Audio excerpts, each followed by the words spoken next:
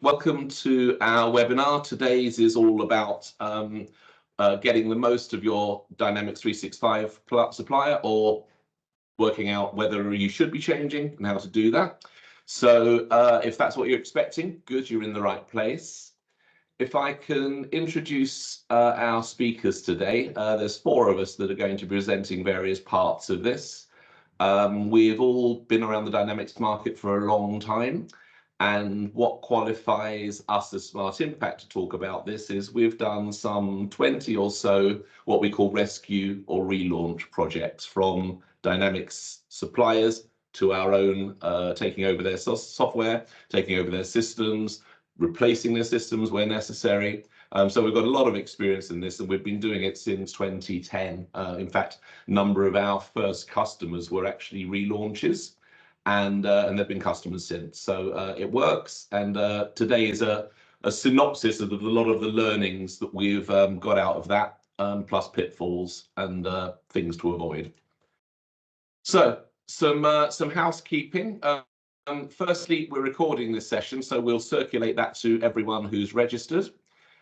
Secondly, the chat box operates. So please, if there are any questions around what we're talking about at that moment, put them in the chat box.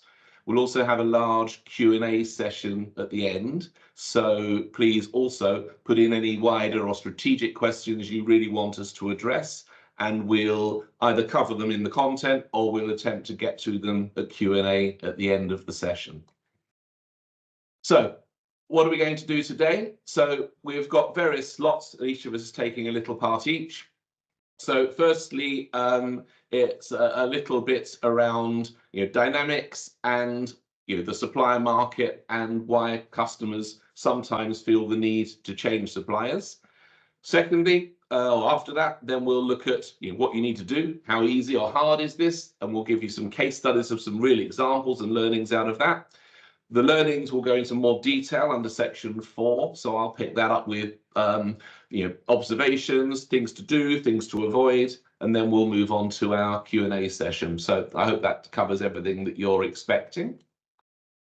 So with that, I'd like to hand over to Alan, and he will start with some of the scene setting, and then we'll move on to how to identify whether it's time to change. Alan. Great, thanks a lot, Steve. Morning, everybody. My name's Alan Reed. I'm an independent consultant to the membership and wider not-for-profit sector. I've been working with membership systems since the late 90s, where Dynamics hadn't come along yet and Salesforce hadn't come along yet, and people were still saying, "Oh, I wonder if we should get a website." I've heard about those. So in the last kind of 10 years, maybe a little bit longer, what we've found in the market is that Microsoft Dynamics has become the most commonly used system. There are still other proprietors and other systems out there, but in terms of volume of projects, there's no doubt about it that Microsoft Dynamics is used more than any other single system. If you look at Salesforce, for instance, which you could say is comparable in many ways as being a really big platform solution used by tens or even hundreds of thousands of customers, just like Dynamics, across all sectors. Salesforce has tended to focus more in the charity world. Salesforce is used more than Dynamics in the charity world. And Dynamics is used more than Salesforce in the membership world by some order of magnitude. So part of the reason that Dynamics is used so widely is because there is an ecosystem of suppliers who've spent many, many years working with the membership space, and have an events module and a CPD module and an exams module and so on. So well over a third that have changed systems in the last kind of 8 years are now on Dynamics. More of that to come, because actually surveying organizations that are looking to change, almost 60% are saying that they're highly likely or likely to move to Dynamics. So whatever's going on with dynamics in the membership world, it's set to continue to some degree, to a large degree. So then I just wanted to cover off very briefly what does a typical Dynamics project look like, because there's still a view that a Dynamics project can be, if you talk to council members or people who have to fund the budget, they can still sometimes think of a Dynamics project as a lot like an old-fashioned database project, where it was just the repository of the data, and therefore why does everything take so long and cost so much? And it's very important to educate people about the role the system plays now. So going back pre-platform solutions or back before 2015 or so, this is what a typical setup in a membership organization might look like. So you might have different vertical bits of software doing different specialized things. And I used to see this all of the time. And of course, sometimes you would have two of those columns in one system, like events and membership might be in one system, but there would still be a specialized system for qualifications, a specialized system for delivering training or CPD, that kind of thing. What was also really common was that there would be different website portals, sometimes with a single sign-on and often not, very, very frustrating for the members. And of course, a big problem for membership organizations was that no single view of the truth. One of the most hindering things that any organization can have in the context of their technology and engagement is having their data split amongst different places. I think we're all aware of that. That message has been out there for many years. So that setup until that time was very hindering and made it very difficult to prove your value to your members and move forward. So one of the things that's changed very radically over that time, we've all become used to increasingly, is that a typical project now, so a typical project, let's say, that Smart Impact does, they'll be asked by their client, and it'll be in the tender document. It won't just say, "Oh, we'd like a repository for our data, please." What the typical project will say is that we want every single business area in the organization, every single one, to be supported within one system. We don't want integrations all over the place. We want the fewest possible systems. And then what we also want is that all of those business areas automatically, as easily as possible, have an online representation for the members. So if I create a training program, it's automatically on the website. If I create an event, it's automatically on the website. If I come up with a new membership scheme, it shouldn't involve multiple suppliers and a year-long project to get the new membership scheme available to members and up on the website. So that's now become standard, if you like, for specialist providers in the membership world. What's also becomes standard or more and more standard, is that your Dynamics provider will also do your website to a degree or even entirely. So that can involve doing the online portal for membership, update your details, events, CPD, etc. That's really common, almost universal now. Or as is the case with Smart Impact and one or two others, they're as much a digital agency that does websites as they are a back office Dynamics provider, because in order to sell successfully in this market, you've got to show that you're really good on the digital side as well as the back office side. So very commonly now, a Dynamics project involves a very strong website element. It'll involve a very strong marketing and automation element, a very strong data and analytics element, as well as all of the traditional elements of income management and supporting every business process in every business area. So that's fantastic in terms of empowering you and enabling you as an organization. And it's so much better than that previously siloed environment. However, it does present challenges when it comes to replacing your supplier. If you were just taking one bit out, one Lego brick out and putting another Lego brick in, fine. But these days, that Lego brick is tied very, very closely to every other Lego brick, and therefore you have to take that into account when you're transitioning.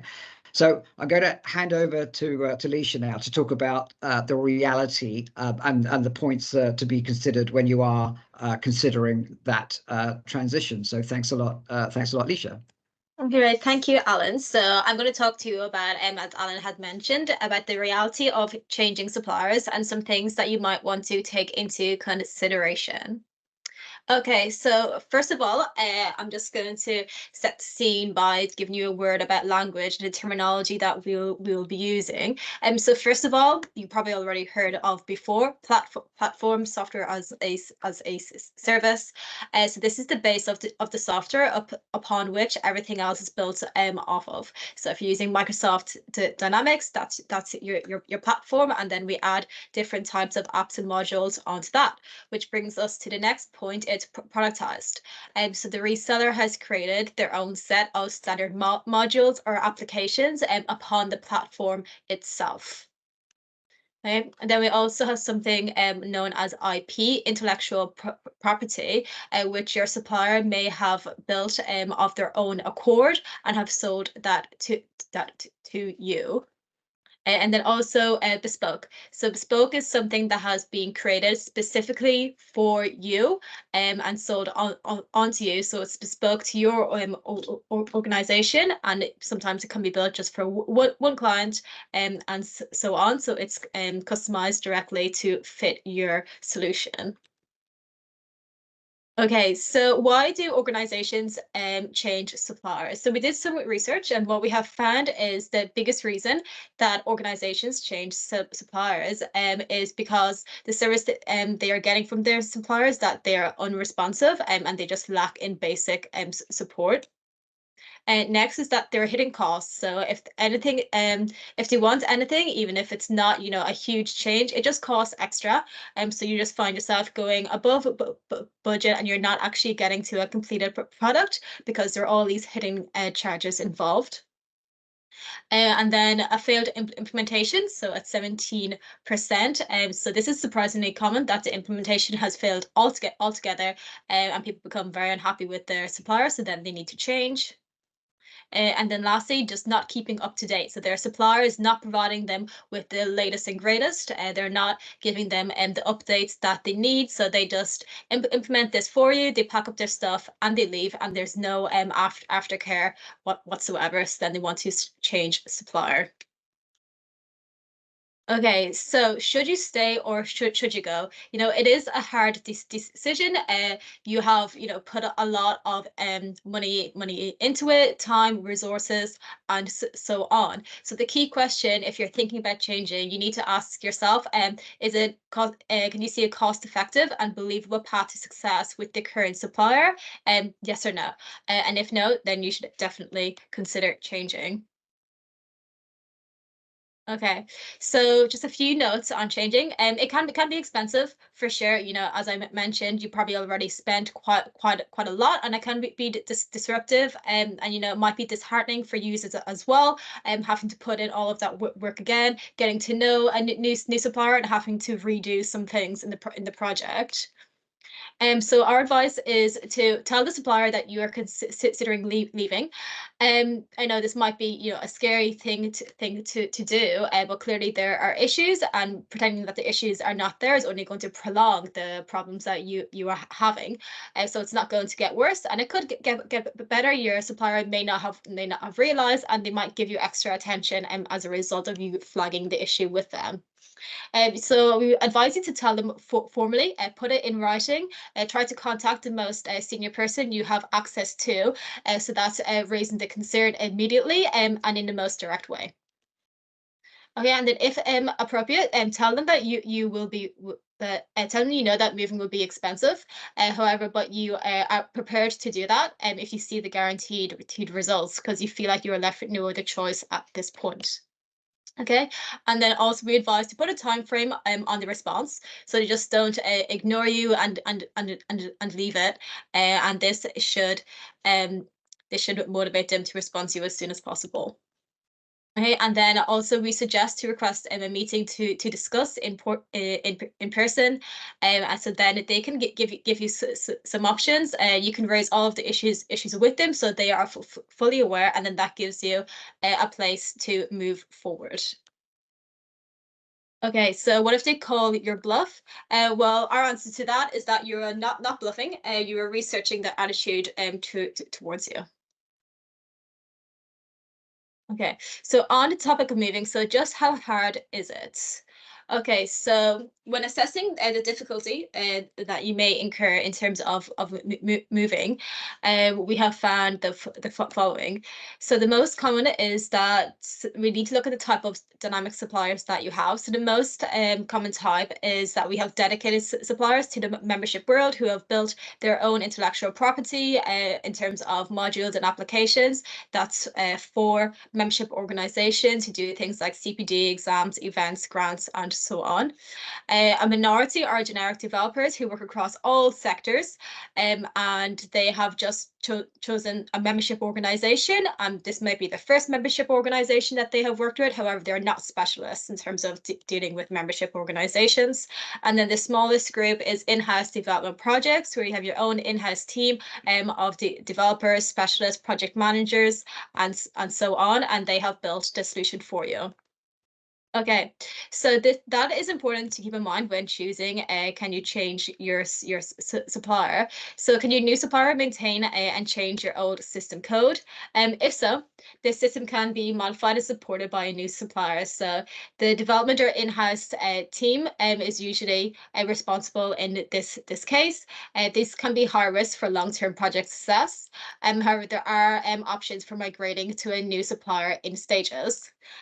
And if the system code cannot be modified or supported by a new supplier, this typically happens in the cases where there's a specialist for nonprofits with years of experience and they have ready-made solutions. And this is usually better for long-term projects. And it does not mean that you're restricted in options for migrating to a new supplier in stages. Okay, so now I'm going to hand you over to Jeremy to talk about some client case studies with you. Thank you very much, Lisa. I'm just sharing my screen and probably need to flick to the right slide. Is that coming through okay? I hope it is. Yes, it is. Good morning, everybody. My name's Jeremy Jaley. I'm Business Development Lead at Smart Impact, and it's a great pleasure to have an opportunity to talk to you this morning. In my section, I'm going to talk about a couple of organisations that we have already helped through what we call a rescue or relaunch project. Actually, I'm going to use it as an opportunity to build on what Leisha's just been saying about the two different approaches that you might be able to take when replacing your existing Dynamics 365 provider, but staying with Dynamics 365 as your CRM system. So hopefully this will be an opportunity to explain how we've helped. We've decided to anonymize the clients that we're talking about because it gives us the opportunity to be quite warts and all about the challenges that they were facing and how we were able to help them without pulling any punches. But both of the organisations I'm going to describe are large, well-known professional bodies. They have good reputations in the sector, and of course they have an important role to play for their members in terms of the services and benefits that they provide to them, and in both of these organisations' cases also an important role for the public in terms of professional standards and safeguarding. Just before I move on, just to remind you that if you have any questions about anything that we're presenting, please don't hesitate to put them into the chat and we will get to those at the end of the session. So the first case study I'm going to be describing as a rescue project, and this was a large professional organisation, also a regulator, and they had built their own system using an external agency. So they hadn't put together, they hadn't bought into a productized membership management system built on top of Dynamics 365. They had decided to try and build that system themselves. In many cases, you might say that the sort of problems that they experienced sort of started with that decision. And we've got a slightly tongue-in-cheek picture of what the system might have looked like before they went live with it, by trying to do that. This is a little bit of an outlier in terms of the organisations that we come across. As Leisha explained, about 74% of organisations using Dynamics 365 are working with a specialist provider who works with membership organisations and has some functionality specifically for membership organisations. This organisation didn't. I suppose the one advantage that gave them was that they were able to maintain the source code that this third-party agency had developed for them once they decided to leave. So they had access to that IP and were able to keep using it. There were several things going wrong with this project by the time they started talking to Smart Impact. So the project was taking a very long time, and originally they had been aiming for a big bang launch of the new system, mainly so they could drive out their old incumbent system, which was really old. It was on premises, it was creaking and quite difficult for people to use. But actually by the time they came to testing the system, firstly, the project had already taken a lot longer than they had already expected. I think it was around about 4 years they had been working on the design of that system. And they'd already had to make several compromises around what the system was actually going to deliver, because they'd realised that they couldn't do everything that the old system could do in time to go live. This led to several challenges internally. There was a lot of disillusionment with the staff team about the way the project had gone. There was scepticism from senior stakeholders about the strategic approach in general and whether or not they would actually get live with the system. And there was also there had been a high turnover of staff. I mean, when you're talking about a 4-year project window, it's unsurprising that people move on, etc. But that high turnover of staff had added to the delay and made it very, very difficult for a sense of continuity for the project team to be maintained. Really came to a head when they started to test the system.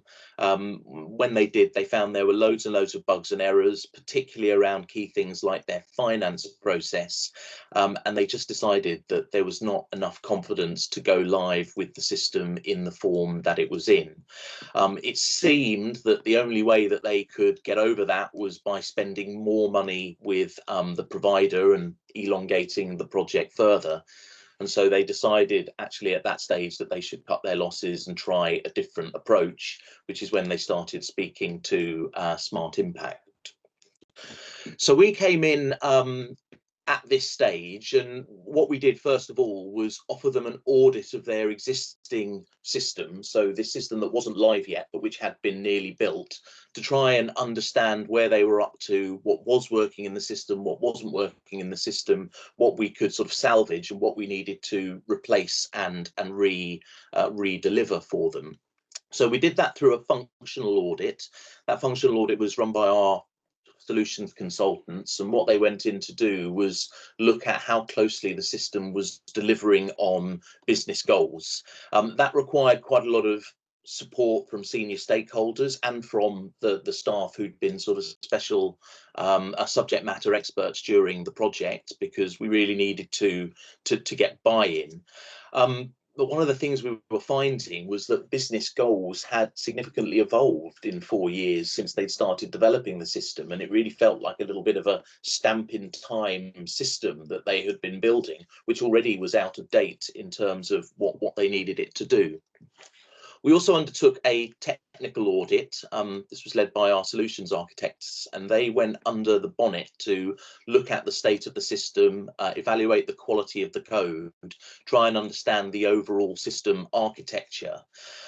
This was, in this particular case, quite an interesting experience, because what we found was the provider had been trying very hard to deliver everything through a low-code approach as much as possible, but actually what that had caused was quite an inelegant design. I think they had something like 600 power automate flows. That's an automation, low-code automation technique in the platform, managing some of their key processes, and we realized that actually we could replace those pretty quickly with some much more elegant plugins, so slightly more technical approach, but a much more appropriate technical approach for what they needed.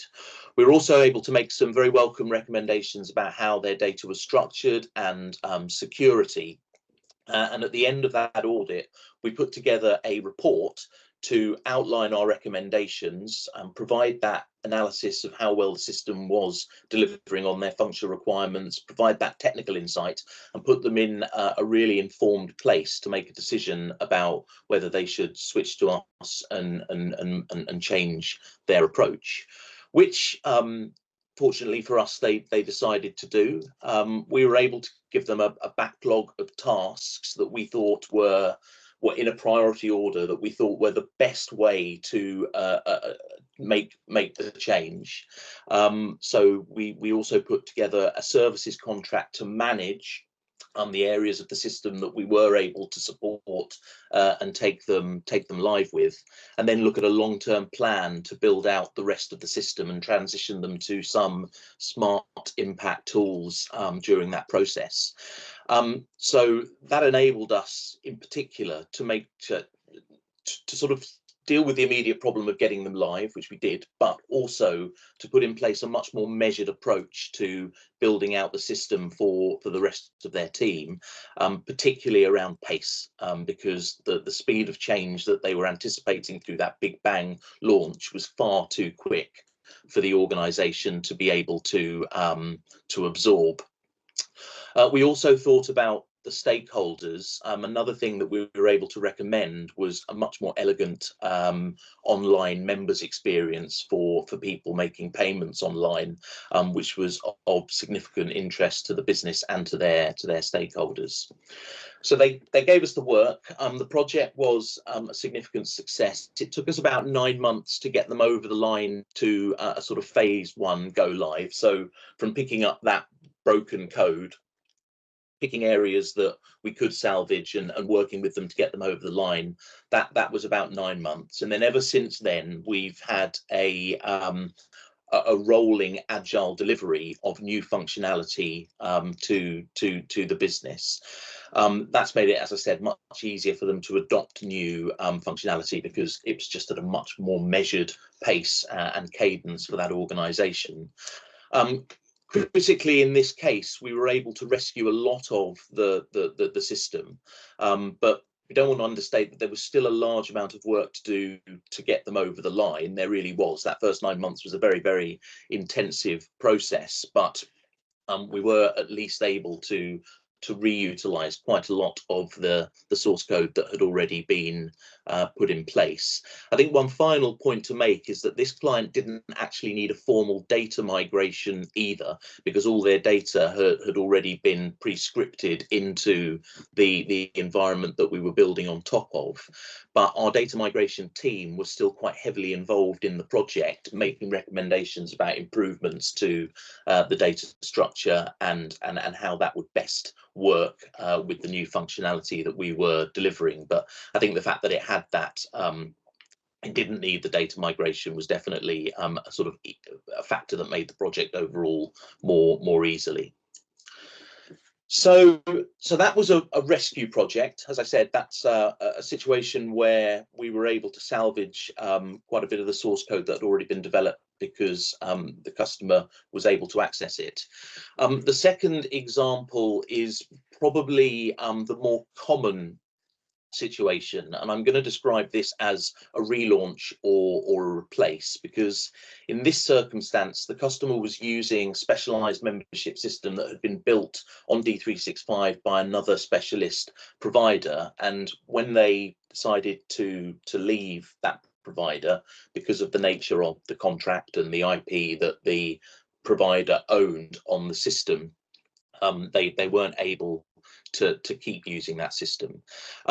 As I said, this is a much more typical approach for us. This is a situation that we find most organisations coming to market are in. So similarly to the first case study, the issues that this organisation had been facing had started quite a lot earlier than when they started talking to Smart Impact. They started talking to us in about 2022. And what they'd found is that implementing the system had taken a lot longer and been more expensive than they had expected. And that had always kind of created quite a sour taste between the organisation and the provider, and created trust issues. They also found, and this I think is when things started becoming a bit beyond the pale for them, that the post go live experience was very, very poor. When they had been in project, they had a project manager assigned to their program. They received regular communications, reports, updates from that project manager about the state of the project. And even though they weren't always happy reports, at least they were getting that communication. But when they went live, suddenly they lost their project manager, and they really felt like they weren't supported in the way they needed to be to maintain the system, often feeling like they were the bottom of the list of priorities for that organisation when it came to providing support and service. So after several years of quite a lot of disappointment around that, they decided that they wanted to move on to a new provider, but again felt that D365 was the best platform for them and didn't want to sort of abandon that platform. So again, we started our engagement with this organisation through a low-cost audit of their system. This was a funded exercise that took around 7 days with this organisation. Typically, we find these audits take between 5 and 10 days, depending on the complexity of the system. The system I described before, the rescue project, was a bigger system that took more like 10 days. But between 5 and 10 days is the amount of work required for this audit. And one of the reasons we're able to do that quite quickly is because we understand a lot of the business outcomes that organisations are looking for from these systems. It's our area of expertise. We come to the table with quite a lot of insight into how membership organisations work. It became very, very apparent pretty quickly through this audit that they did need to replace the system. We found lots and lots of issues with the actual system, the functionality of the system. We found that a lot of their business processes again weren't matching how they wanted things to be run, because they were sort of 5-6 years down the line with the system. But critically, we were able to identify quite a lot of areas where we could make quite big improvements for them around business processes, particularly taking advantage of latest and greatest Microsoft functionality, but also just by streamlining things which had become quite heavy processes through their sort of use. So our recommendation at the end of the audit process was to replace the system and adopt some of our Smart Apps tools to manage their functionality. We also recommended a discovery process with them to really uncover as much as we could about those business process improvements that we could make. So we wanted to sort of get back to sort of basics with them to really understand the areas where we could really make a difference for them. Following that discovery process, we put together a detailed roadmap for the migration to Smart Apps, and also suggested a continuous improvement model for post go live activity. Similarly to the first case study, this was to give them a reasonable cadence around how they adopted change and development of the system. So we're going to have to do quite a lot of heavy lifting up front to get them migrated over. But once they had migrated over, we could make the sort of improvement process much smoother by doing that through an agile approach over a longer period of time. We provided them with a contract for the services and the software to migrate them. We then put in place a rolling annual support contract, so a break-fix support contract for what they were using on a day-to-day basis. And critically, to provide that sort of longer term development and consultancy, we gave them something called an evergreen services plan, which effectively is a continuous improvement model for long-term support of that system. So that was how we sort of delivered that phased delivery of new functionality. I think it's pretty important to explain in this circumstance that the client retained support with their old supplier during the replacement project. So because that IP had been tied up with the old provider, we weren't able to pick up support for that in a meaningful way because we couldn't get to the sort of nuts and bolts of it. So they did have to remain with their old supplier during that replacement project. But you know, overall, they were much happier with the direction of travel, and we were able to make big business improvement processes to them. So the implementation of Smart Impact took about a year, and they went live with their new system in 2023, and they were very, very pleased with the results. We improved several business processes. We improved their online portal and the members' experience online, but most importantly, we gave them that evergreen approach to continual development, which meant they always feel supported when working with us. So this was a relaunch project. We've sort of looked at two different examples, the rescue approach and the relaunch project. There's no doubt that in the case of this organisation, it took quite a strong and decisive decision to change, but the benefits of doing so were manifest, and they were able to build on quite a lot of the experience from their first implementation to ensure that what we delivered to them was much more future-proofed moving forward. Steve, I think I'm handing over to you. Lovely. Well, thanks, Jeremy. And what we'll now move on to is we've given you a couple of examples of different types of takeover.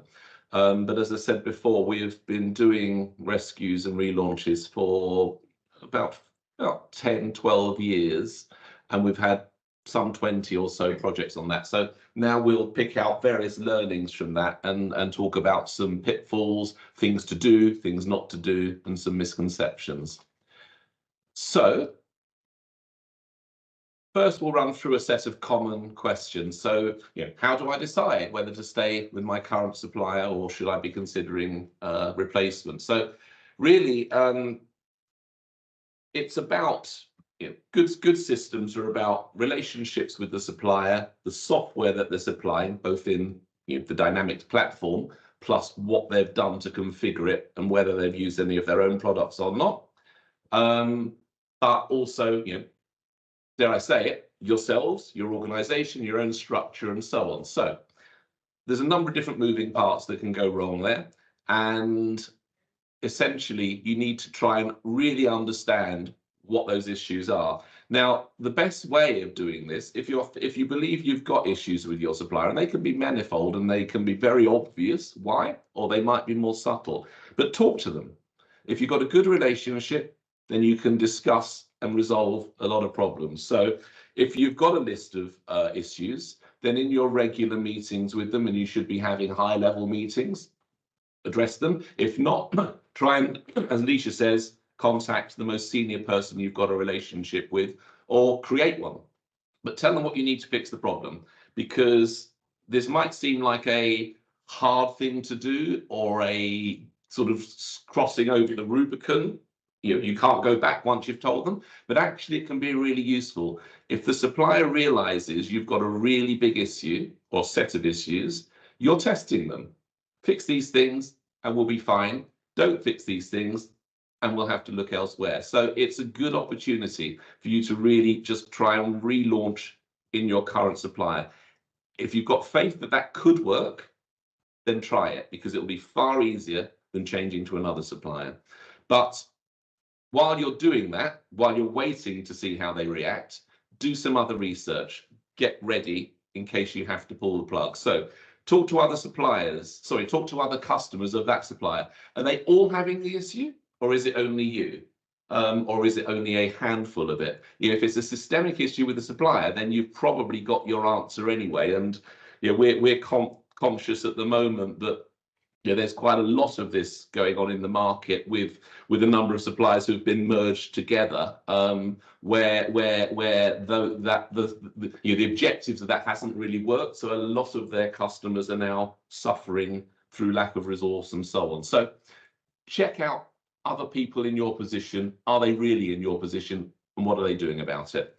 Also, talk to other organizations like you, regardless of supplier. What does a good supplier look like? Are you expecting far too much from a supplier, or actually is yours just falling short of what good looks like? So do that research. It sounds obvious, but so many organizations don't talk to other organizations.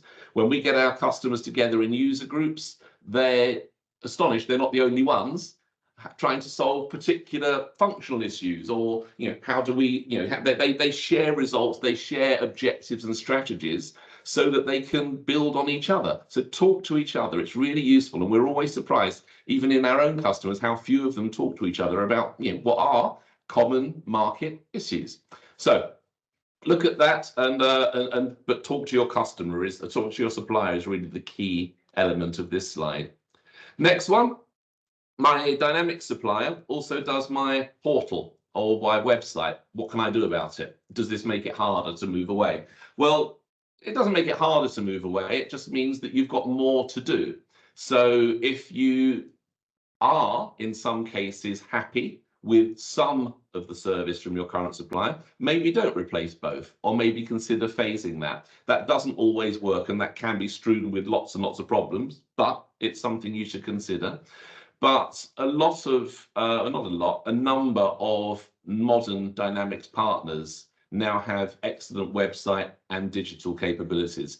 Some of them partner with third parties. That can add more risk because you've got more suppliers, but again, it is a viable alternative. So it's common to find that you've got everything from one organization.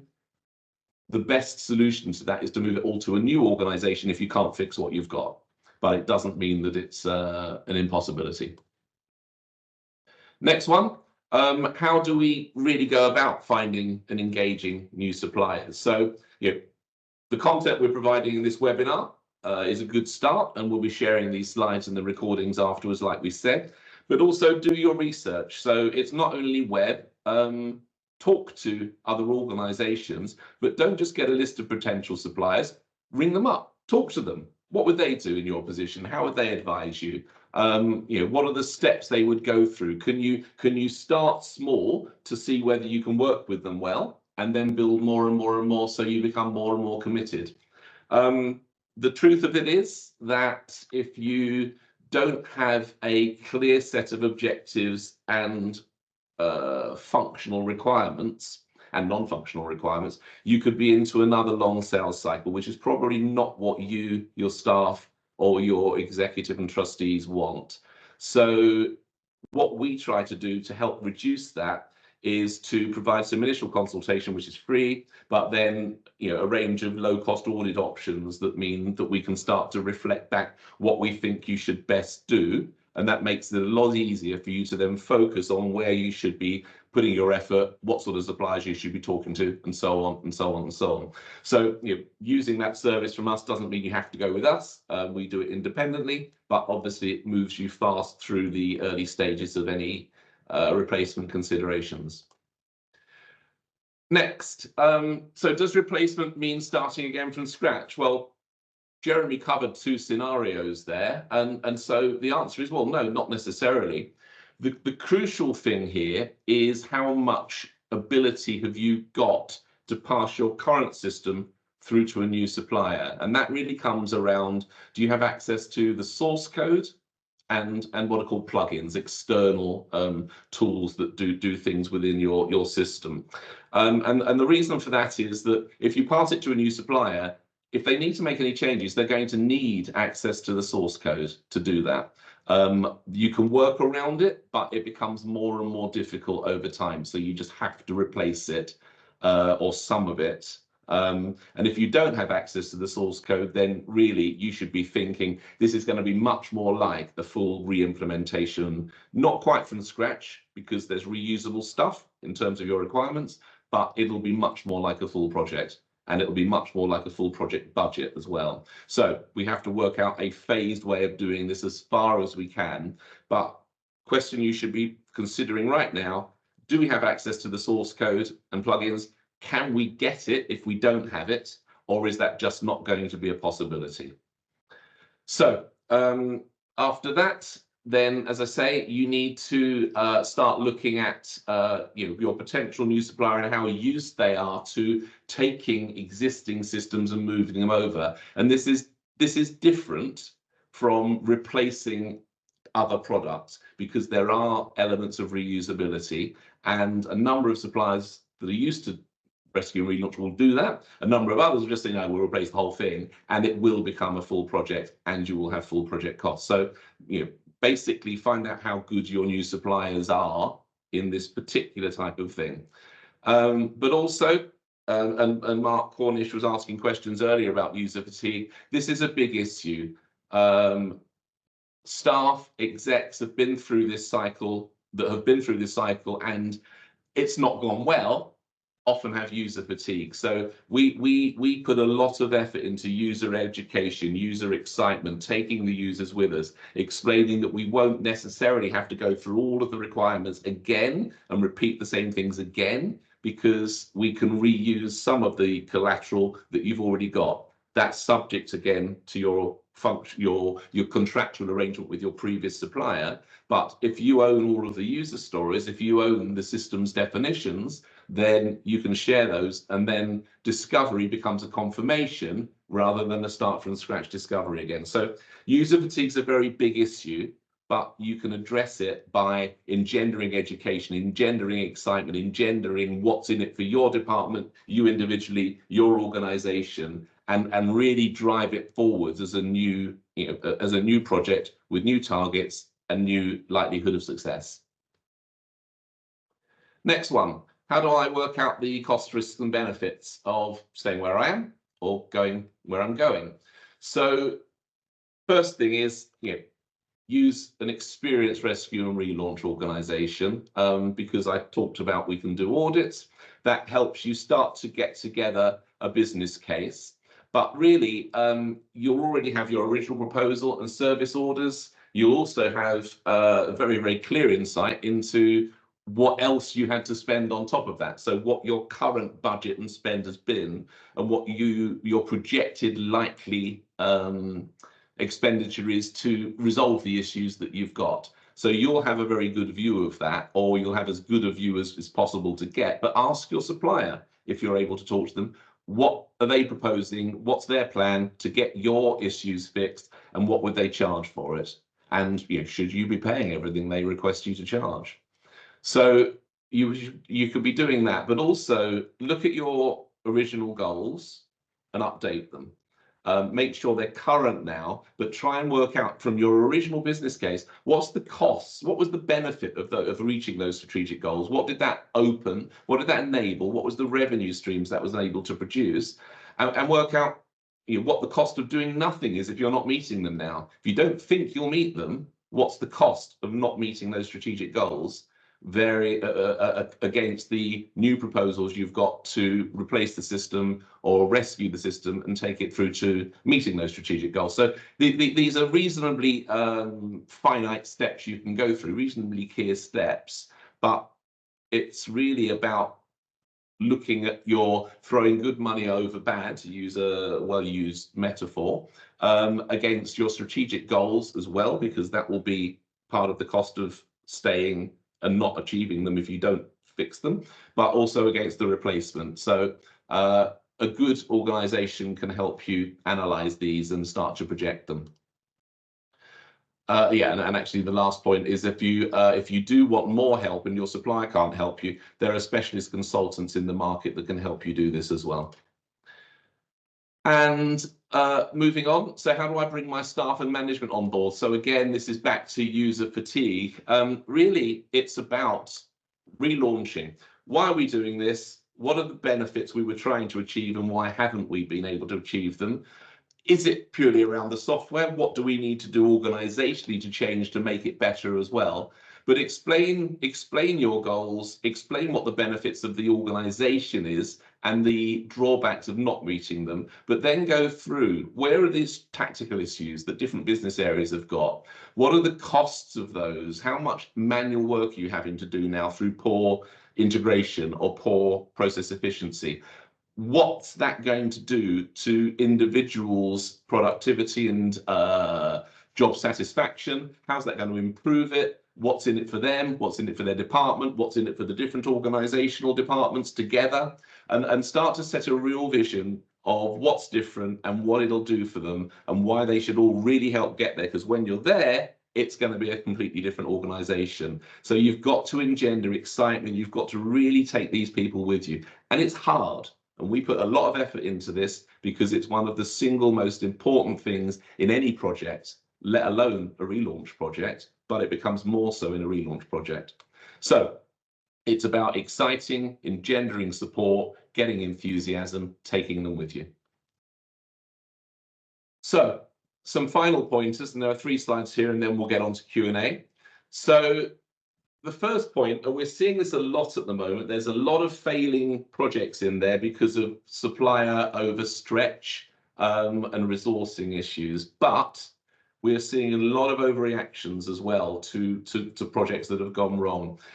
One of the first things is to blame the software. It's very, very, very rarely the software. And in Dynamics' case, it's the most successful membership system. So it works, it's done well, it works. So don't throw Dynamics out and think we've got to buy a proprietary system, we've got to buy Salesforce, because Dynamics works. Something else has gone wrong. It's not the software. The next thing is that you've had a bad relationship or things have gone sour with your old supplier. Don't be unfair and over tough on your new supplier. We're seeing unreasonable demands from a number of different organizations, which, you know, if that was in a project setting, then the supplier is going to start creating a rift between the supplier and you. So you need to be fair, you need to be diligent, you need to have focus on it, but please bear in mind, not all suppliers are the same. You've had a bad experience, trust your new one, but keep your eyes open, but don't start to put excessive governance around it or excessive demands and pick up every little thing, because that can really start to make the project head towards a failure. But most projects usually progress pretty well. So don't look for lots of issues, because that negativity can spread right across your team. And because of the fatigue, we need to engender enthusiasm, not negativity. So next slide, treat it like a proper project. Yeah, this will be like starting again in some cases, but if you at least assume the worst, then you'll be pleasantly surprised. If you think it's an easy migration, you'll be shocked. Next point, this is really key. If you've got a supplier that isn't giving you the rights to your software, so you've got to replace it, the answer to that isn't to say in any new project we need the IP. You do not need, as a membership association, to own the IP. If you're going to turn your membership association into a software house and sell your system, then you need the IP. But what you need as membership associations is the right to use the system and the rights to use the IP, but you don't need to own it. So at Smart Impact, we allow our customers freedom because we essentially give them an indefinite right to use the products that they bought from us. So if you don't work with us in the future, you can still carry on using those products. We don't pull the plug, and therefore you've got ability to carry on using these and not be dependent on us. And we think that's a very fair way of doing it, because we want you to work with us because you like us, not because you're tied to us or manacled to us in some cases, or some cases with other suppliers.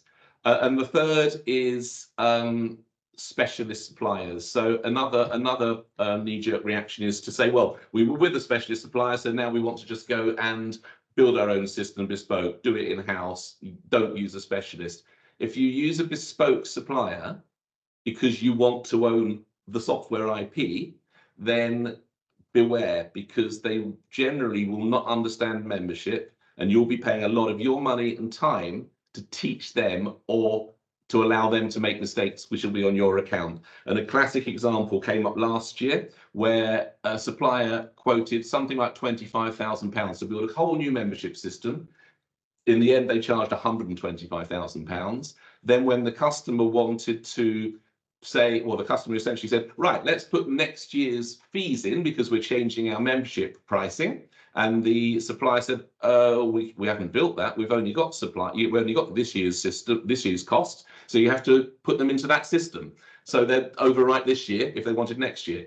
It just hadn't come up. The customer never thought about it, and the supplier isn't experienced enough to think that you're going to have multi-year costs that change. So they charge them £28,000 just to build that in. That's one of the problems with bespoke. And then the final slide, do we go in-house? Well, that can work, but be prepared. Dynamic staff aren't cheap, and membership associations generally offer lower salaries than specialist organizations such as us need, because we need the best top staff. So you can build your own team, but unless you're offering comparative salaries, you won't always get the comparative staff.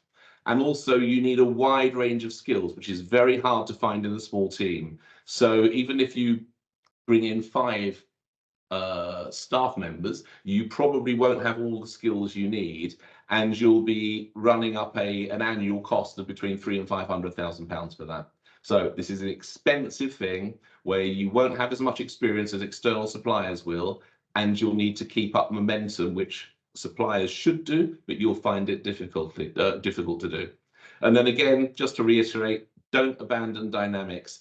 Today is even more important because we're on the cusp of this AI revolution. Microsoft spent more than pretty much anyone else, and that software is already built into the products and is evolving. So they'll be ahead of the field. Don't throw that out because you're in a really good position. You just need to get it working, even if it doesn't feel like that at the moment. So that's what I wanted to say. Now we'll hand over quickly to audience Q&A. So Alan, what sort of questions have come in? We had a load coming in. Thanks for that, Steve. We've only got a couple of minutes. We might overrun a minute or two if people can stand it, and we'll respond to everything after the webinar. All right. Well, somebody's obviously in this boiling frog scenario themselves and wondering, is it hot enough to get out of the water, or shall we just cook? So the question is, we're overrunning by about a year, and people are getting nervous on our project. How unusual is this? And Jeremy, do you mind if I pose that question to you? How unusual is it to be overrunning, and how alarmed should we be? Yeah, I mean, very unusual, Alan, and you shouldn't be overrunning because the way these projects are organised, you should have a very clear timeline and an approach that you are following. So yeah, I mean, it probably is time to have a bit of a review around what you're doing. If it's overrunning by that length of time, something is not working in terms of the delivery, and it needs to be looked at. Great, thank you.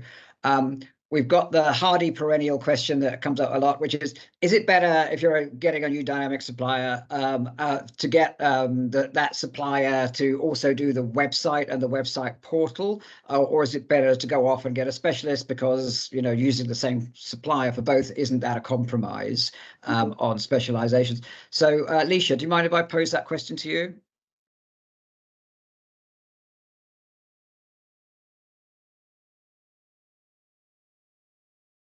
Oh, sorry, which one was that, Alan?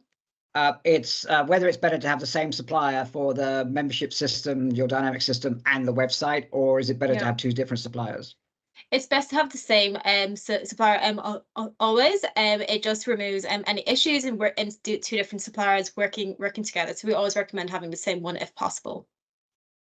Great. And because modern projects, as you say, are so interlinked now, that really you're adding so much risk by having 2. Steve, I'll just ask you this one, slightly political question here. do we have to tell someone's obviously feeling a bit bruised and wounded and mistrustful of their current supplier? Do we have to tell our current supplier that we're moving, or can we? What can we do if we don't want to tell them just yet? Well, if you don't want to tell them just yet, don't tell them. It depends on your individual relationships. Some, some, it'll be no surprise, get really even more shirty and very negative about those things. But it's a test of a good supplier. A good supplier should want to turn it around and make it work. That's why we're in the business that we're in, and that every supplier should be the same as that. So you don't have to, but you will need to at some stage. And key to this is knowing whether you've got the rights to the source code and the plugins, and whether, if you've got them already and you've actually got the source code in your ownership, then you're in a much better position. Otherwise, you're going to have those conversations and ask for it. And obviously then you'll be telling the supplier. So you would need to do that as early on as you possibly can in this project. So it's up to you. My advice would be always to try and be as open as you can be, but it's down to the individual supplier relationships. Right. I'll just ask one tiny quick question, then Steve, I'll hand over to you just to wrap up. Jeremy, if you don't mind, we've had a couple of people ask the question. I think you kind of said it already. This what you're calling a low-cost audit, what do you mean? What do you mean by low cost? And how long does it tend to take as well? How long from start to finish are you finding that these things tend to take? Yeah, so typically our input, Alan, is about 5 to 10 days, which it does depend on the size of the system and the scope that we're looking at. If we're looking, just at CRM, for instance, then it's probably smaller. If we're looking at CRM, portal, website, needs to be a little bit bigger.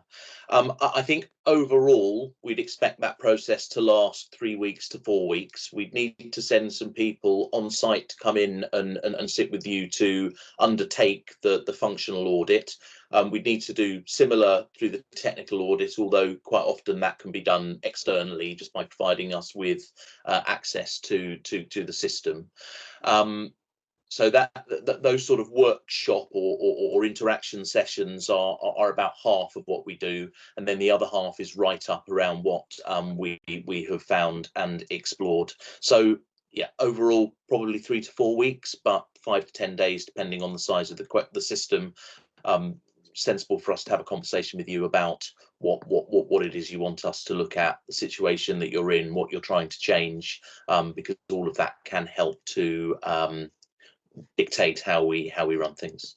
Fantastic, thanks so much. And that's the end of the QA questions, but we'll follow up on some of the questions we haven't gotten to in the follow-up email that we'll send after the event. Thanks a lot, and back to you, Steve. Lovely. So, well, thanks for attending. If you've enjoyed this and found it useful, we do these every month, usually, well, the dates are there, so I don't need to tell you, but lots of different subjects, similar sort of format. Please have a look at our website and please subscribe to any that look relevant and interesting to you. And apart from that, thank you very much. We'll follow up and send you the slides and the recording over the next few days. If any of you would like further conversations, please do reach out to us, and we'd be delighted to try and help you get to the systems that you all were hoping for in the first place. So thanks very much, and we hope to see you again soon. Bye for now. Thanks everybody. Thanks everyone. Great.